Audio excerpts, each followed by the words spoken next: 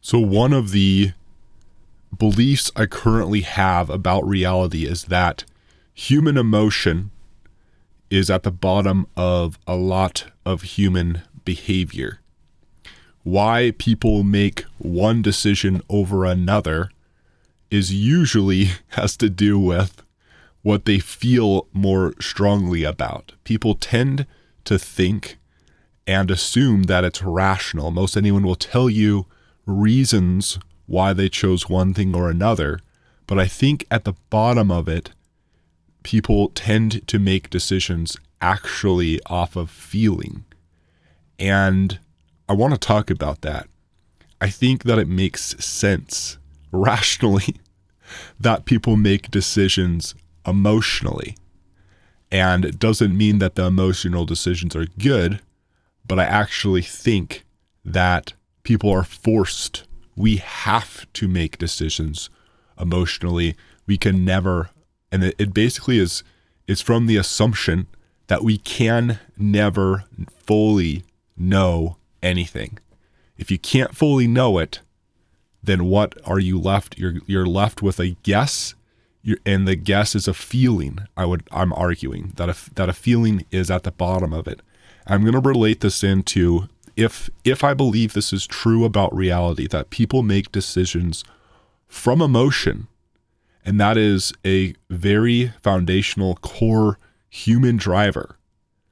I can apply that to how I look at crypto, how I decide if one token is a better investment than another, if now is a good time to invest rather than another time. And I want to just explain this because I don't know if I want to explain my reasoning, basically why I think it makes sense for people to use emotion. Not saying emotion is good, but it makes sense to use emotion, and I think we are forced to use emotion. One of them is that people are finite. We're not capable of truly knowing anything.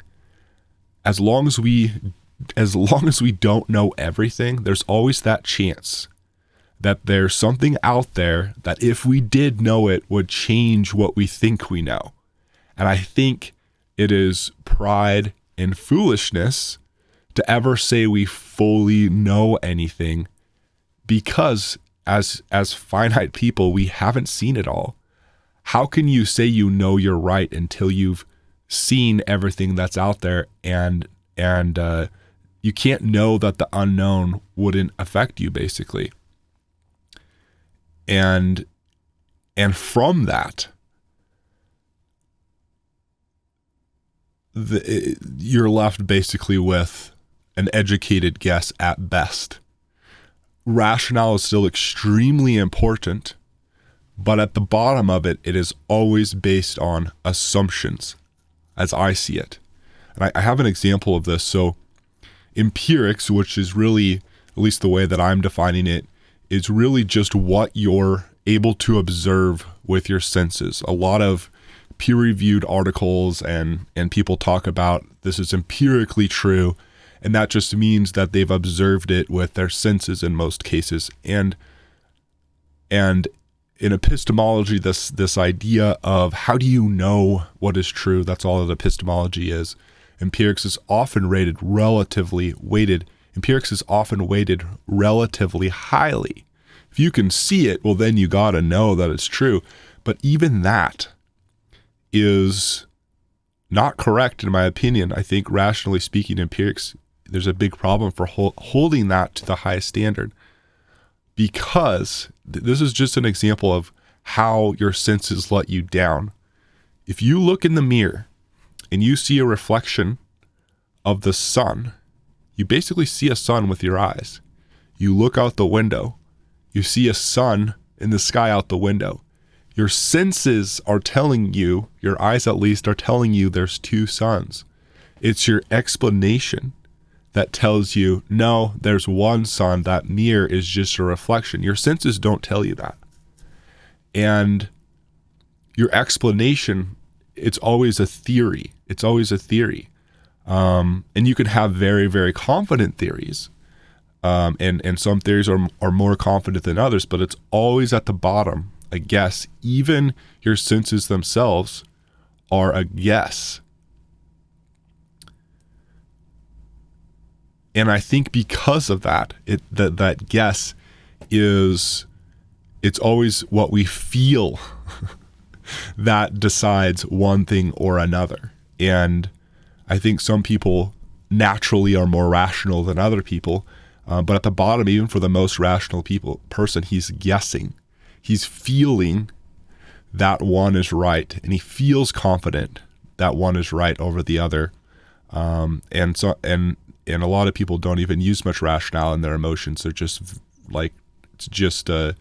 they're just acting things out on their feelings. And so my assumption is that it's basically, if I want to understand human action, I need to understand that humans tend to act off of emotion. And understanding human action is important when I am trying to place a trade or buy a crypto, because it is at the foundation human emotion that will determine the current price and the future price. If I had it backwards and thought it was rationale, I would end up in all kinds of issues, I believe. Rationale is important when it comes to human action, but ultimately it's emotion that's going to determine the action. And you can see this in bear markets. The emotion tends to be fear.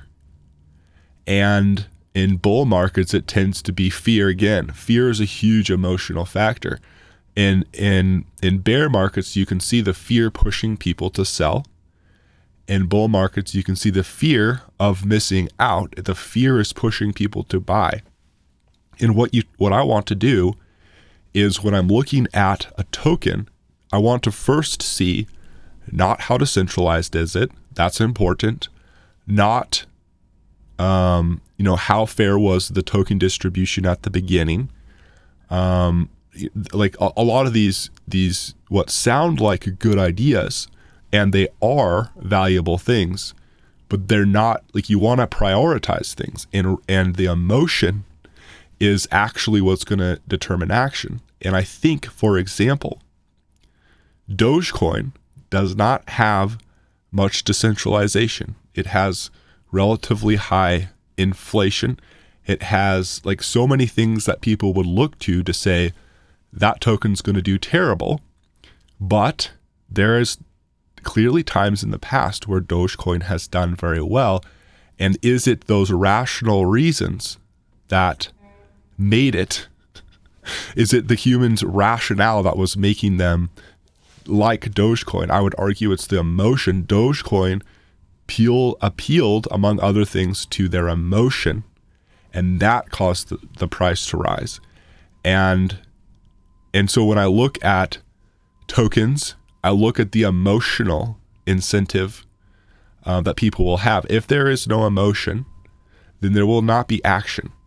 I just don't think, I think that's how it's going to work. And this is one of my reasons that I think HEX will do well over time, because I think it will appeal to emotion. I think the fact that people are staked for so long will draw their emotions. It will pull their desires to wanting well for this, because part of their wealth is locked up in it. And I think as people understand HEX, it's going to pull their emotions in, because it's solid enough of a project, as I see it now, to convince people emotionally that they should invest, that they should trust in this, that yes, it is going to go up over time. I think there's enough substance there. And that's the same thing for Hedron and Icosa. Mainly for me, Hedron is going to be a token that I think long-term is going to appeal to emotion. I think, for example, the rationale behind Hedron, the fact that it adds more optionality, is going to appeal to people. They're going to want to, from their emotion, invest in this token. And I think the fact that another thought is just the fact that we are in fear now is pushing people to sell. And that can mean that relative to the potential there, we are in reality oversold, and understanding that people are acting not rationally but emotionally can give can